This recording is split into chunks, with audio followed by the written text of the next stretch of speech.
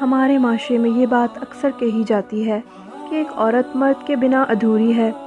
مرد نہ صرف عورت کی حفاظت کرتا ہے بلکہ اس کو سہارا بھی دیتا ہے، مگر ثریا کا معاملہ ان باتوں کے برعکس تھا۔ ثریا کی شادی ایک ایسے شخص سے ہوئی تھی جو نشے کا عادی تھا۔ ثریا بیچاری لوگوں کے گھروں میں کام کر کے اپنی بچی کا پیٹ پال رہی تھی، جبکہ اس کا شوہر نشے کی لت میں اپنے گھر کے برتن بیچنا شروع ہو گیا۔ لاکھ منع کرنے کے باوجود ثریا کے شوہر نے نشے کی عادت نہ چھوڑی تو ایک دن اس نے اپنے شوہر کو مار دیا اور 10 سال تک جیل کی سلاخوں کے پیچھے رہی۔ اس دوران اس نے اپنی بچی آمنہ کو ایک یتیم خانے میں دے دیا۔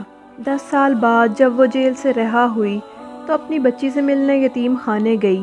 یتیم خانے میں کئی مردوں کا آنا جانا تھا اور اس یتیم خانے کے بارے میں ایک بات مشہور تھی کہ یہاں سے نوجوان لڑکیاں مختلف علاقوں میں سپلائی کی جاتی ہیں۔ آمنہ نے ابھی ابھی جوانی میں قدم رکھا تھا۔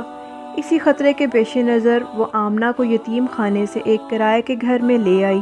اس گھر کا کرایہ پورے کرنے کے لیے ثریا نے دوبارہ لوگوں کے گھروں میں کام کرنا شروع کر دیا۔ اب اس نے آمنہ کو ایک اسکول میں داخل کروا لیا۔ اس کی ساری دنیا اب اس کی بیٹی ہی تھی۔ وہ اپنی بیٹی کے لیے ہر قسم کی مشکل برداشت کر رہی تھی۔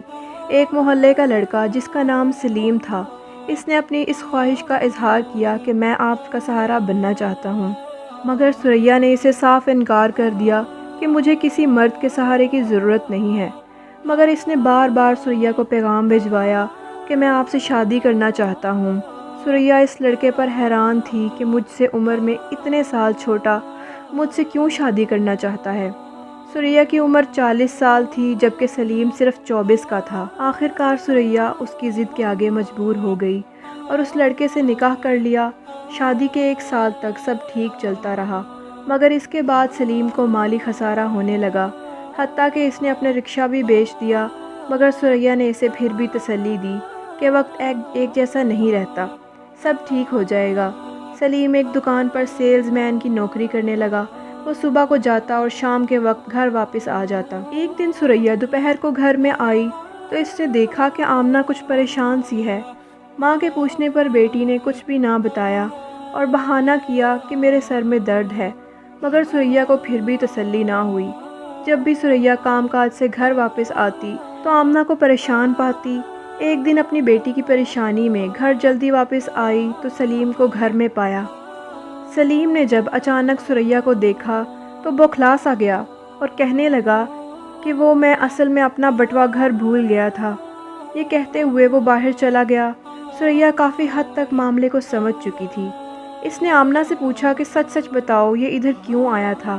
آمنہ زور زور سے رونے لگی اور اپنی ماں سے کہا کہ پچھلے کئی دنوں سے سلیم مجھے تنگ کر رہا ہے۔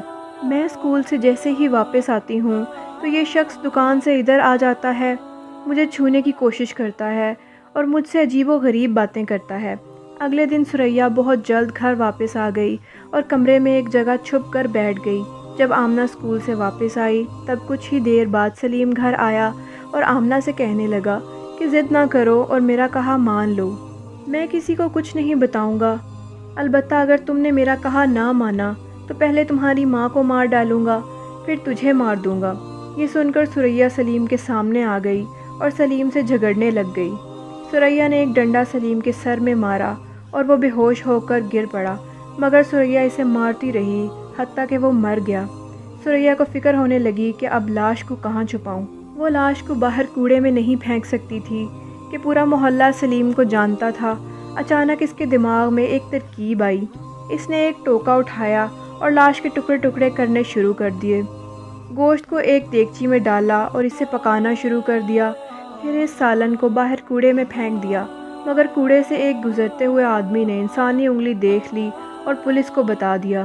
پولیس نے اچانک ثریا کے گھر چھاپا مارا اور تحقیق کرنے پر یہ بات سامنے آ گئی کہ ثریا نے اپنے شوہر کو مار ڈالا۔ پہلے شوہر کا قتل میں وہ پہلے ہی جیل کاٹ چکی تھی۔ دونوں دفعہ ثریا کو اس جرم میں سلاخوں کے پیچھے ڈالا گیا کہ اس نے اپنے دونوں شوہروں کو جرم کی خود سزا دی، کیونکہ اگر وہ پہلے شوہر کو نہ مارتی تو وہ نشے کی وجہ سے اپنی بیوی کو بیچ دیتا اور سلیم اس کی بیٹی کی عزت لوٹ لیتا۔ تو ویوز یہ تھی آج کی ہماری چھوٹی سی ویڈیو پسند آئے تو ویڈیو کو لائک کیجیے گا اور اپنے دوستوں سے شیئر کرنا مت بھولیے گا۔ اسی طرح کی مزید ویڈیوز حاصل کرنے کے لیے ہمارے چینل کو سبسکرائب کریں۔ اپنا بہت خیال رکھیے گا۔ اللہ نگہبان۔